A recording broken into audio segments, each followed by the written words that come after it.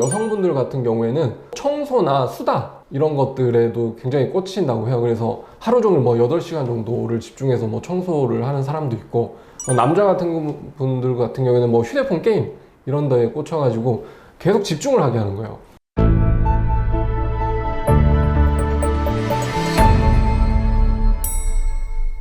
오늘은 대한민국에서 가장 많이 소비되고 가장 많이 문제되는 필로폰에 대한 이야기를 좀 해볼까 합니다. 대검찰청에서 발견하는 그런 통계 자료가 있거든요. 그걸 보시면 사실 필로폰이 입건되고 단속되는 그런 비율이 가장 높고, 그 압수되는 마약류의 양도 압도적입니다. 그만큼 우리나라에서는 그 필로폰이 가장 대중적이고 많이 소비되고 있는 마약류라고 할 수가 있겠습니다. 자, 필로폰. 우리 마약류 관리에 관한 법률에서는 마약류를 3가지 종류로 나누죠. 마약, 향정신성 의약품, 대마, 이 3가지로 나누는데, 필로폰은 향정신성 의약품에 포함되고 그 중에서 이제 남옥으로 분류되는 마약류 중에 하나거든요. 정식 명칭은 메트암페타민이라고 부르는데, 사실 필로폰이나 히로뽕이라는 단어로 더 많이 알려져 있죠. 필로폰이라는 게 우리나라에 어떻게 이렇게 들어왔는가 보면 일제강점기 때 우리나라에 좀 퍼지기 시작한 거거든요.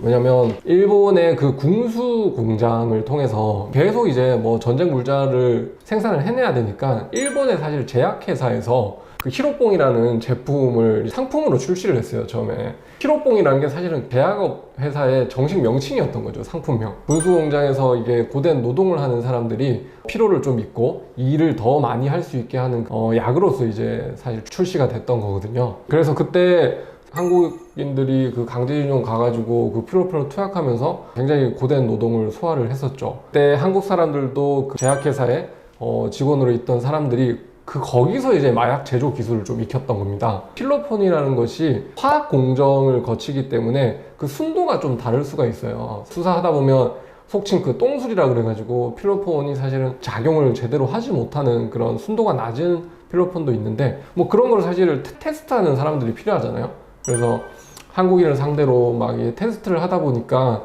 그 과정에서 이제 한국의 투약자들이 점점 양산이 된 거죠. 이렇게 필로폰이 사실 이런 식으로 이제 국내에서 유통이 되기 시작해가지고 오늘날에 이제 가장 많은 소비율을 자랑을 하는데, 이 필로폰을 투약하게 되면 어떻게 되냐? 아까 말씀드렸다시피 필로폰이 그 향정신성 의약품이라고 했잖아요.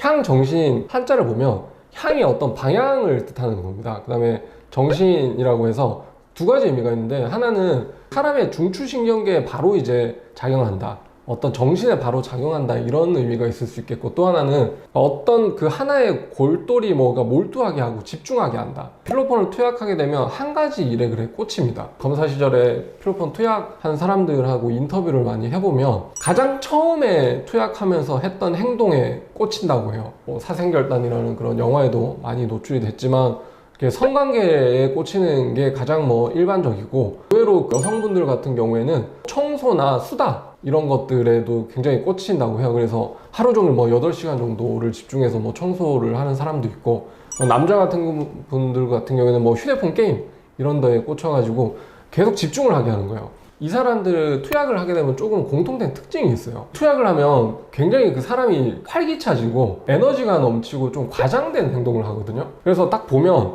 평소에 그냥 얘기하는 건데도 조금 업이 돼 있고 약간의 흥분이 있어요. 그래서 저는 딱 그 사람을 보면 이 사람 가장 최근까지도 투약을 했다고 좀 의심이 되고 생각이 되는 그런 순간들이 좀 있었는데, 보통 그런 좀 모습을 보이세요? 저희 검사실에 오는 투약자분들은 초범인 경우도 있고, 사실은 구속돼서 여러 번 마약 전과가 있는 분들이 있는데, 여러 번 마약 전과가 된 분들 인터뷰를 해보면 건강 상태가 굉장히 안 좋으세요. 특히 이제 필로폰 투약을 많이 하게 되면 마약류라는 것이 결국에는 우리 신장을 통해서 걸러지고 배출이 되는 거기 때문에 신장에 굉장히 무리가 가거든요. 그래서 나중에 신장에 굉장히 타격을 입어서 입원 치료도 받는 경우도 많고, 말년으로 갈수록 건강에 굉장히 악영향을 미친다는 걸 저는 직접 경험을 한번 했었습니다. 필로폰이라는 게 사실 미국에서도 굉장히 문제가 되고 있는데, 메스암페타민이라고 했잖아요. 필로폰이 정확한 명칭이. 미국에서는 메스암페타민과 화학 구조가 유사한 암페타민이라는 게 하나의 치료제로 좀 유통되고 있어요. ADHD 치료제인데 에더럴이라는 약이 있어요, 미국에서. 근데 이게 필로폰과 화학 구조가 유사하다 보니까 역시 비슷하게 하나에 좀 집중하게 하고 하나를 오랫동안 할 수 있는 그런 효과가 있기 때문에 미국에서는 그 ADHD 치료제로 대중화돼 있다고 하거든요. 뭐 사실 공부 잘하는 약으로 통용된다고 해요. 미국에서는. 한국의 정신건강의학과 뭐 이런 데를 가면 ADHD 그 치료제로서 에더럴, 암페타민을 처방하지 못해요. 그 대체 약품이 있거든요. 근데 미국에서는 되니까 들어오다가 암페타민 밀수입으로 이렇게 입건돼서 조사를 받으시는 분들이 많은데, 똑같이 그 필로폰의 부작용 같은 현상들이 많이 일어나가지고 사회적으로 굉장히 심각한 문제가 되고 있다고도 합니다. 네.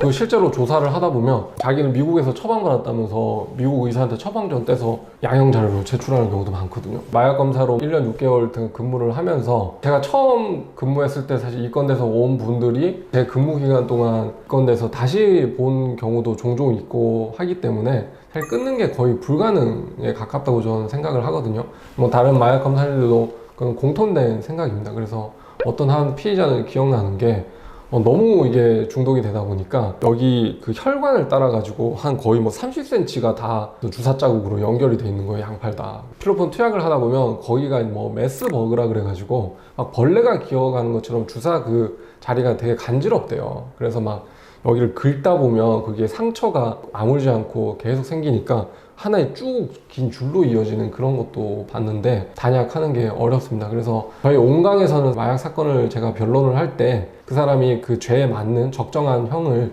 처벌받을 수 있도록 이렇게 조력을 하는 부분도 있지만, 나중에 형사사건이 끝난 이후에도 일상생활로 좀 돌아갈 수 있도록 마약 중독을 전문으로 하시는 정신건강의학과 선생님을 직접 만나서 마약으로 고통받는 사람들, 그리고 치료를 받길 원하는 투약자분들이 오시면 그 병원으로 좀 인계를 해드려도 되냐 그랬더니 흔쾌히 그렇게 허락을 하셔서 저희가 그 병원으로 그 연결을 해드리고 있으니까 저와 함께 마약 사건을 해결하는 그것도 중요하지만 의사 선생님을 통해서 치료 재활에도 적극적으로 해주셨으면 좋겠습니다.